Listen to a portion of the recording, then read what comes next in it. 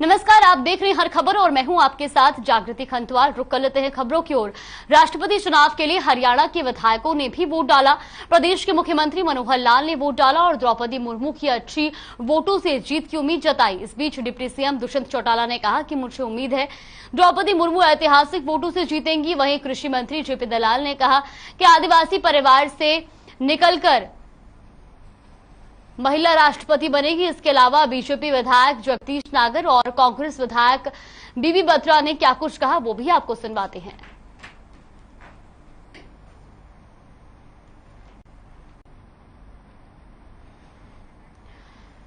राष्ट्रपति चुनाव के लिए वोटिंग जारी है। सीएम मनोहर लाल अपना वोट डाल चुके हैं और इसके अलावा हरियाणा के तमाम विधायकों ने भी वोट डाला है। तो वहीं आपको बता दें कि इस मौके पर डिप्टी सीएम दुष्यंत चौटाला ने कहा कि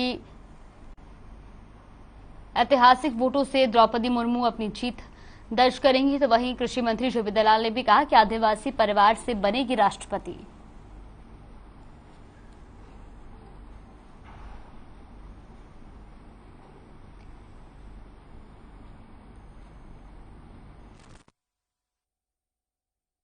हम सबको मालूम है कि आज पूरे देश भर में सभी प्रदेशों के विधानसभाओं में और साथ ही केंद्रीय स्तर पर लोकसभा और राज्यसभा उन सब स्थानों पर मतदान हो रहा है।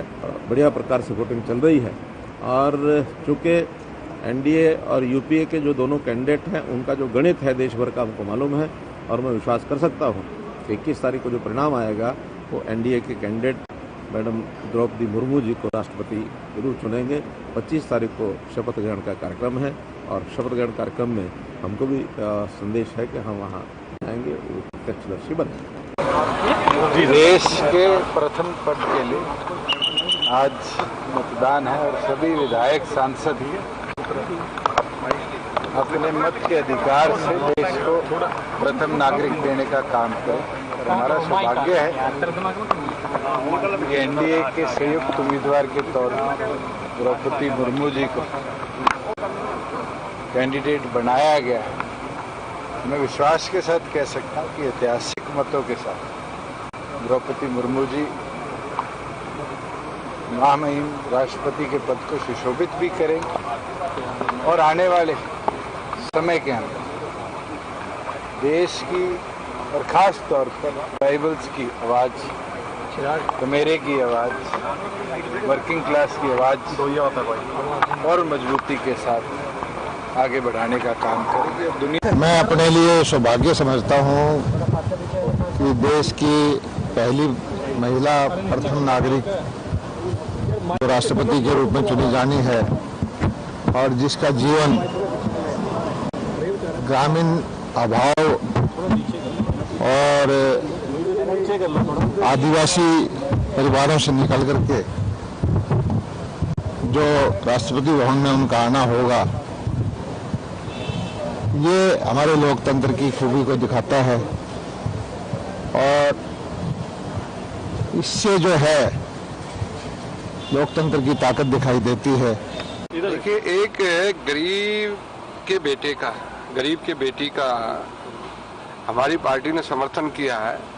एक गरीब व्यक्ति को सबसे बड़ी सीट पर बैठाने के लिए तो माननीय नरेंद्र मोदी जी ने फैसला लिया है और गरीब, हरिजन, आदिवासी जनजाति के लोगों को आगे बढ़ाने के लिए जिन लोगों को सदियों से न्याय नहीं मिल रहा था उनको न्याय भारतीय जनता पार्टी ने दिया है।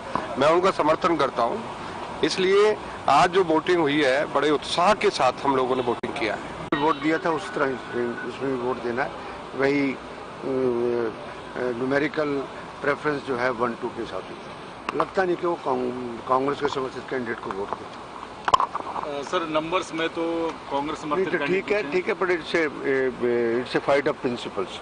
एक अपने सिद्धांतों की लड़ाई है और यशवंत सिन्हा सिद्धांतों का चुनाव लड़ रहे हैं। चलो कोई बात नहीं, विजय उनकी नहीं होगी पर वो लड़ाई पूरी है। निचली विपक्ष के अंदर राज्यसभा के अंदर काफ़ी सदस्य हैं, लोकसभा सदस्य हैं और मार्गरेट अग्रवाल चुनाव लड़ेगी।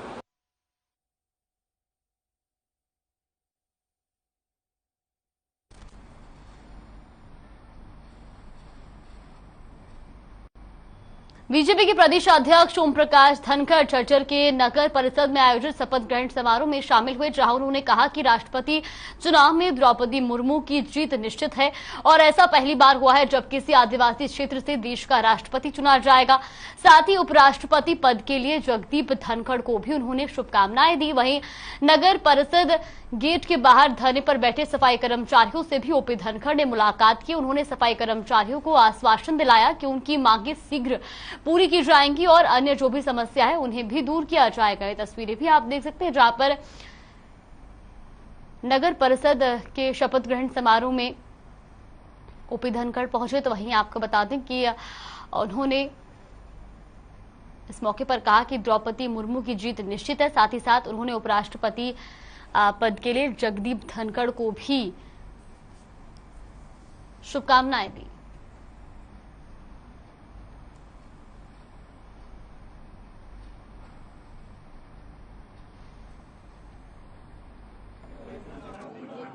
पार्टी के नेतृत्व में लिया। पहली बार भारत में आदिवासी परिवार से आने, जिसको कहे कि जनजातीय परिवार से आने वाली और हिंदी ऐसी आदरणीय द्रौपदी मुर्मू उस पद पर सुशोभित होने जा रही है। उनकी विजय निश्चित है।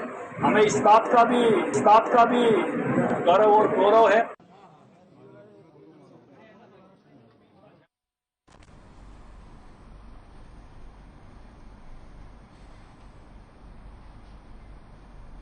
बल्लभगढ़ के मंदिरों में आज सुबह से ही भक्तों का तांता लगा हुआ है। सावन के पहले सोमवार में भक्त मंदिर पहुंच रहे हैं और पूजा अर्चना कर रहे हैं। तो वही मंदिर के पुजारी का कहना है कि सुबह से ही भक्तजनों का तांता लगा हुआ है। फूल, बेलपत्र, दूध, धतूरा अर्पित शिव शंकर की पूजा की जा रही है। तो वही 2 साल कोरोना की पाबंदियों के बाद इस साल बिना किसी पाबंदी के लोग खुलकर पूजा अर्चना कर रहे हैं और सुबह 4 बजे से ही मंदिरों में भक्तों की भीड़ उमड़ी हुई है। तस्वीरें भी आप देख सकते हैं, बल्लभगढ़ से आपको दिखा रहे हैं, जहां पर सुबह से ही मंदिरों में भक्तों का तांता लगा हुआ है। भक्त शिवलिंग पर जलाभिषेक करने के लिए, पूजा अर्चना करने के लिए मंदिरों में जुटे हुए हैं। तो वहीं आपको बता दें कि 2 साल कोरोना की तमाम पाबंदियों के बाद इस साल बिना किसी पाबंदी के भक्त खुलकर पूजा अर्चना कर रहे हैं।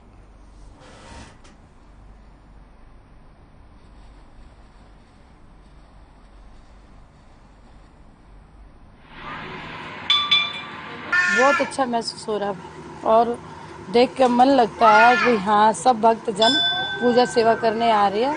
हम सुबह से हाजिरी में खड़े हैं, बोले कि मैं सेवा कर रहे हैं हम भी।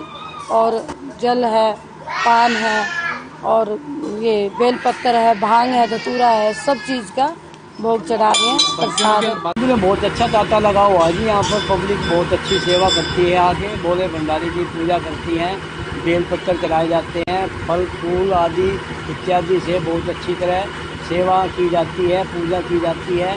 और ये शाम को सुबह से 5 बजे से शुरू होके 12 बजे के तक चलेगा।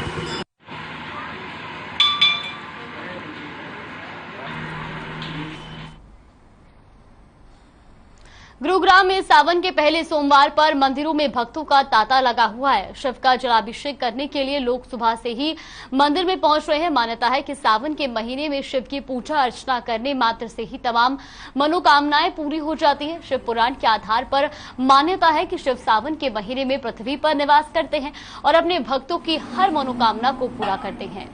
तो गुरुग्राम से तस्वीरें आप देख सकते हैं, जहां सावन के पहले सोमवार के दिन मंदिरों में भक्तों की भीड़ उमड़ी रही। इस दौरान शिव भक्त अपनी मनोकामनाएं और अपनी मिन्नत मांगने के लिए मंदिरों में पहुंचे। तो वहीं ये तस्वीरें आप देख सकते हैं, जहां पर भक्त जो है वो शिवलिंग पर जलाभिषेक करते नजर आ रहे हैं।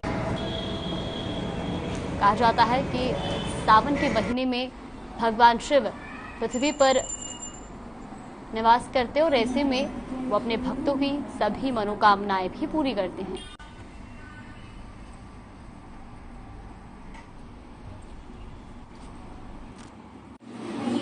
आज श्रवण नक्षत्र का प्रथम सोमवार है और प्रथम सोमवार में जो भी भक्त अपनी इच्छा लेकर आता है, मनोकामना लेकर आता है, वो भगवान शिव की पूजा करके अपनी मनोकामनाओं की पूर्ति करता है। हमारे शास्त्रों में मान्यता है कि इस लोक के सारे सुख हमको मिले और हम सुख पूर्वक इस जीवन को भली प्रकार अच्छी प्रकार जिए और जब यहाँ से हम मृत्यु को प्राप्त हो उसके बाद हमको शिवलोक मिले। आज सावन का पहला सोमवार है और हम सभी भक्त यहाँ पे पूजा करने के लिए आए हैं और ये पंचमुखी महादेव जी हमारी सभी मनोकामनाएं पूर्ण करते हैं। वैसे तो हम हमेशा ही आते हैं यहाँ पे, लेकिन आज काफ़ी भीड़ है यहाँ पे और हम सभी लोग पूजा करते हैं यहाँ पे और हमारी सभी मनोकामनाएं पूर्ण होती है। पंचामृत से स्नान कराया, फिर बेलपत्र पुष्प वगैरह सभी चढ़ाए, फल चढ़ाए, चावल सब जल से अच्छे से अभिषेक किया। की मनोकामना पूरी करते हैं भोले बाबा और भोले बाबा की कृपा से सब कुछ भगवान मन को भोले बाबा सबका भला करे, हमारा करे, सबका करे और भगवान की कृपा में ऐसे ही आते रहें। भगवान मन सद्बुद्धि दे, जो भगवान की कृपा में हम आते रहें और इसी तरह से हम भगवान पर जल चढ़ाते हैं। धर्मनगरी कुरुक्षेत्र में भी सावन के पहले सोमवार को सुबह से ही शिव मंदिरों में दर्शन के लिए भक्त पहुंचे। सावन में कुरुक्षेत्र के उस स्थानेश्वर मंदिर के दर्शन कर रहे हैं जिसकी स्थापना स्वयं ब्रह्मा जी ने की थी। कहा जाता है कि भगवान शिव के लिंग रूप की पूजा इसी स्थाणु मंदिर से शुरू हुई थी। यही नहीं, महाभारत का युद्ध इसी मंदिर में पूजा के बाद शुरू हुआ था। तो कुरुक्षेत्र के उस मंदिर की तस्वीरें आपको दिखा रहे हैं जिसकी स्थापना खुद भगवान ब्रह्मा जी ने की थी। और आपको बता दें कि आज सावन के पहले सोमवार पर भी यहाँ पर भक्तों की भीड़ उमड़ी रही। भक्त सुबह से ही यहाँ पर शिवलिंग पर अभिषेक करने के लिए पहुंचे। तो कहा जाता है कि महाभारत का युद्ध भी इसी मंदिर में पूजा करने के बाद शुरू हुआ था।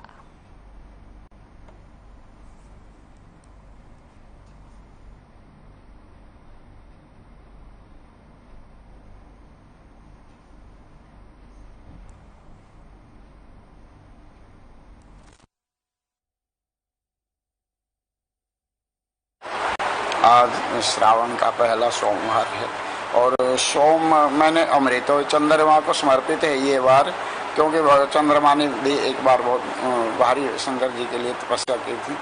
तो सोम अमृत का नाम है और चंद्रमा की किरणें हमें अमृत देते हैं, उन्हीं से अन्न की उत्पत्ति और हमारा पोषण होता है, औषधियों का भी पोषण उसी से। तो आज ये दिन भगवान शंकर को बहुत ही प्रिय है, सोमवार का दिन। तो क्योंकि भगवान शंकर चंद्रमा को उनकी तपस्या से प्रसन्न होकर इतना मान सम्मान उनको दिए हैं कि दूज का जो पहला चंद्रमा होता है निकलता है अमावस्या के बाद, तो उसको अपने मस्तक पर धारण किए। हम जहाँ स्थानेश्वर मंदिर में आए हैं, आज सावन का पहला सोमवार है और मैंने व्रत भी रखा है जहाँ पर सब मुरादें पूरी करते हैं भगवान। बोलो शिव शंकर भगवान की जय। हाँ जी, बहुत भीड़ होती है जहाँ पे। हम हर शिवरात्रि को आते हैं यहाँ और महाराज जी के भी दर्शन करके जाते हैं यहाँ और माथा टेकने आते हैं, सब मुरादें पूरी करते हैं शिव शंकर भगवान जी। मैं यही कुरुक्षेत्र से ही हूँ, अंचला चौक से, और हम यहाँ सावन का सोमवार है और यहाँ पूजा करने के लिए हम आते हैं। हमें बहुत अच्छा लगता है यहाँ और बहुत अच्छे से यहाँ सुविधा भी कर रखी है और सब बढ़िया है। हमें आके बहुत तसल्ली मिलती है यहाँ आके और जो भी हम यहाँ मनोकामना मांगते हैं वो हमारी यहाँ पूर्ण होती है और हम सब के लिए यहाँ बहुत अच्छा है।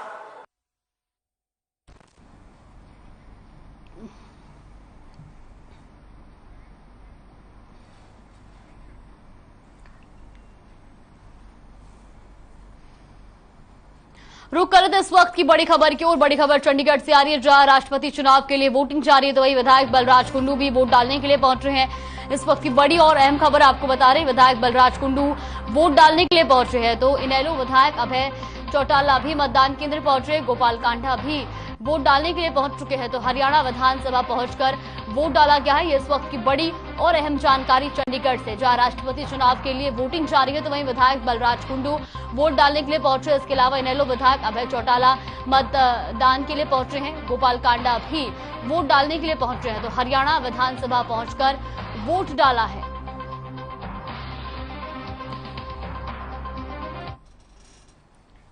ये बड़ी और अहम खबर आपको बता रही, तस्वीरें भी आप देख सकते हैं जहां पर इनेलो विधायक अभय चौटाला जो है वोट डालने के लिए पहुंचे हैं।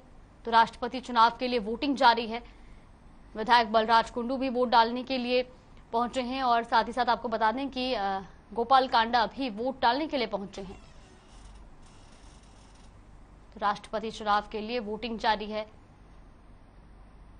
हरियाणा के सभी विधायक वोट डालने के लिए पहुंच रहे हैं और ऐसे में ये तस्वीरें आपको दिखा रहे हैं जहां पर विधायक बलराज कुंडू, इनेलो विधायक अभय सिंह चौटाला भी वोट डालने के लिए पहुंचे हैं। तो चंडीगढ़ से ये बड़ी और अहम खबर आपको बता दें जहां पर राष्ट्रपति चुनाव के लिए वोटिंग जारी है। सीएम मनोहर लाल वोट डाल चुके हैं और तमाम विधायक हरियाणा के वो भी वोट डालने के लिए पहुंच रहे हैं। तो ये तस्वीरें आप देख सकते हैं जहां पर इनेलो विधायक अभय चौटाला भी वोट डालने के लिए पहुंचे हैं।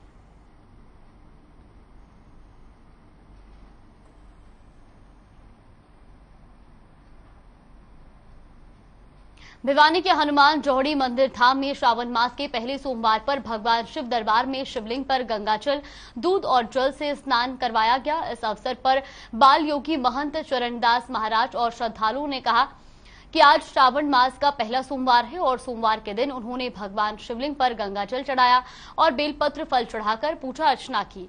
उन्होंने कहा कि भगवान शिव प्रकृति प्रेमी रहे हैं, इसलिए हमें प्रकृति से जुड़कर रहना चाहिए और पर्यावरण को सुरक्षित रखना चाहिए। भिवानी की तस्वीरें आपको दिखा रहे जहां सावन के पहले सोमवार के दिन मंदिर में पूजा अर्चना की गई, विधिवत रूप से पूजा अर्चना की गई, शिवलिंग पर जलाभिषेक किया गया। तो वहीं आपको बता दें कि मंदिर के पुजारी ने भी कहा कि शिव प्रकृति प्रेमी है और इसलिए हमें प्रकृति से जुड़कर रहना चाहिए। अशोक ने बताई थी सारी, ये बताते रहेंगे बीच बीच। आज श्रावण मास का पहला सोमवार है और भगवान के प्रति आस्था श्रद्धा का एक ये सावन का महीना है। भगवान इस महीने में खुश होते हैं क्योंकि चारों तरफ से हरियाली होती है, कुदरत का जो है इस प्रकार से वातावरण बनता है, चारों ओर ही खुशहाली होती है। तो प्रकृति को बचाया जाए, भगवान शिव का जो एक पूजा का विधान यही है कि हम प्रकृति को जितना भी प्रकृति से लगाव रखेंगे, प्रकृति को बचाएंगे, उतना हम सब के लिए बढ़िया रहेगा। सावन का पहला सोमवार है। आज हमने भगवान शिव की पूरे मन से आराधना की है, घर में सुख शांति के लिए, और सोमवार का व्रत रखा है। जल अर्पण किया है, दही चढ़ाया है, बेलपत्र, शहद, गठजोड़ा बनाया है, नाल, मूली, मतलब जो भी अपने मन से जो भी आपकी आस्था हो वो सब की। आज सावन का पहला सोमवार है, हमने शिव जी की पूजा की है। भगवान हमें अच्छी बुद्धि दे, अच्छी मनोकामनाएं दे। सब शिव जी पे जल चढ़ाया है, पूजा अर्चना की है, बेलपत्र चढ़ाए हैं, फ्रूट चढ़ाए, फल चढ़ाए हैं।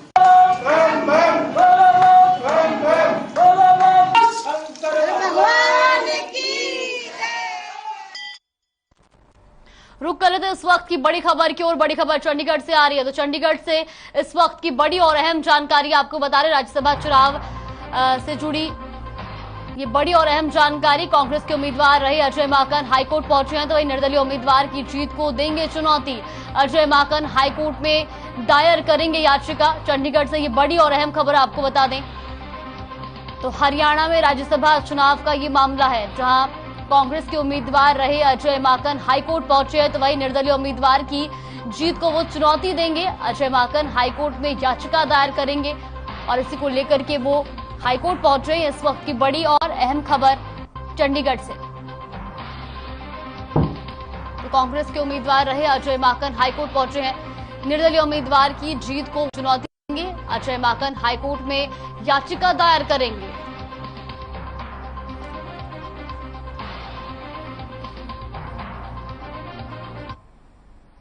दो साल के बाद कोरोना काल खत्म होने के बाद कावड़ यात्रा फिर से शुरू हुई है। इस बार कावड़ यात्रा को लेकर श्रद्धालुओं में भी काफी उत्साह देखने को मिला है।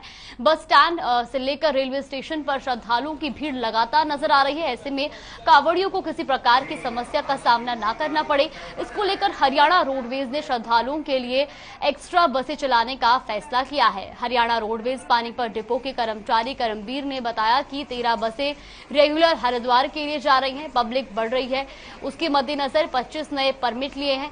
पब्लिक की डिमांड जैसे जैसे बढ़ती रहेगी वैसे वैसे गाड़ियों की संख्या बढ़ाती रहेंगी। हरिद्वार जाने के लिए सुबह 5:10 पर पहली गाड़ी पानीपत डिपो से रवाना की जाती है, जबकि रात के 9:15 बजे लास्ट बस हरिद्वार के लिए भेजी जाती है। पानीपत रोडवेज की बसें बढ़ा रही है। ऐसे में कांवड़ यात्रा के लिए बसें बढ़ाई जा रही हैं। आपको बता दें कि यात्रियों को देख करके फैसला लिया गया, तो लगातार यात्रियों की तादाद बढ़ रही है और ऐसे में पानीपत रोडवेज ने भी ये फैसला लिया है कि हरिद्वार जाने वाली बसों की संख्या में इजाफा किया जाएगा ताकि यात्रियों को किसी तरह की दिक्कत का सामना न करना पड़े। तो वहीं आपको बता दें कि पानीपत से हरिद्वार के लिए पहली बस सुबह 5:10 पर चलाई जाती है और रात को 9:15 बजे आखिरी बस पानीपत से हरिद्वार के लिए निकलती है।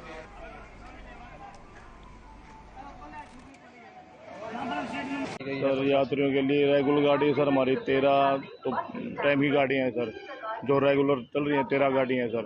और पब्लिक जैसे जैसे पब्लिक बढ़ रही है सर, हम रेगुलर गाड़ी भेज रहे हैं और 25 गाड़ी और नए परमिट लिए हैं पब्लिक की डिमांड को देखते हुए सर। पब्लिक बढ़ती जाएगी, हम गाड़ी बढ़ाते जाएंगे। कल भी 13-14 गाड़ी गई है कल की डेट में, और आज भी कोशिश है हमारी सर, हम 14-15 गाड़ी जैसे जैसे पब्लिक की डिमांड बढ़ती रहेगी और पब्लिक की डिमांड बढ़ती रहेगी। हम करनाल में राष्ट्रीय डेयरी अनुसंधान संस्थान ने विश्व हरेला दिवस मनाया। इस मौके पर डॉक्टर A.K. श्रीवास्तव ने संस्था में बनाए जा रहे ऑक्सीजन पार्क में पीपल के पेड़ लगाकर हरेला उत्सव की शुरुआत की। इस बार हरियाली का प्रतीक हरेला पर्व 18 जुलाई को मनाया गया। हरेला पर्व के साथ ही सावन का महीना शुरू हो जाता है। इस अवसर पर मुख्य अतिथि डॉक्टर श्रीवास्तव ने बताया कि हरेला नई फसल और बरसात के मौसम का प्रतीक है और इसे पर्यावरण बचाओ के नारे से जोड़ा जा रहा है। उन्होंने बताया कि पीपल के पेड़ न केवल ऑक्सीजन प्रदान करते हैं बल्कि मिट्टी के संरक्षण में भी मदद करते हैं। अनुसंधान संस्थान का नाम जैसे कि आपको देखी जाए कि पूरे देश में नंबर 1 और संस्थान है, विश्वविद्यालयों में नंबर 1 है और हर समय नंबर 1 काम करता है। अब इस दौरान हमने एक ऑक्सीजन पार्क जो माननीय जो हमारे किसान कल्याण मंत्री श्री नरेंद्र सिंह तोमर जी के द्वारा उद्घाटन हुआ था पहली जुलाई को, उसको हमने आगे बढ़ाया है और 100 पेड़ हमने आज पीपल के लगाए। आज नेशनल डेयरी रिसर्च इंस्टीट्यूट में विश्व हरेला दिवस मनाया गया। हरेला दिवस का मतलब है कि चारों तरफ हरियाली ले आना है और जो NDRI ने एक ऑक्सीजन पार्क इस्टेब्लिश किया है जिसका उद्घाटन हमारे माननीय कृषि मंत्री श्री नरेंद्र सिंह तोमर जी करके गए थे। आज उसी की कड़ी में हमने भी पीपल का पेड़ लगाया है। जैसा हम सब लोग जानते हैं कि हवा में जो पोल्यूशन है, जो एयर पोल्यूशन है, अगर उसको कम करना है तो हमें ज़्यादा से ज़्यादा प्लांट लगाना पड़ेगा।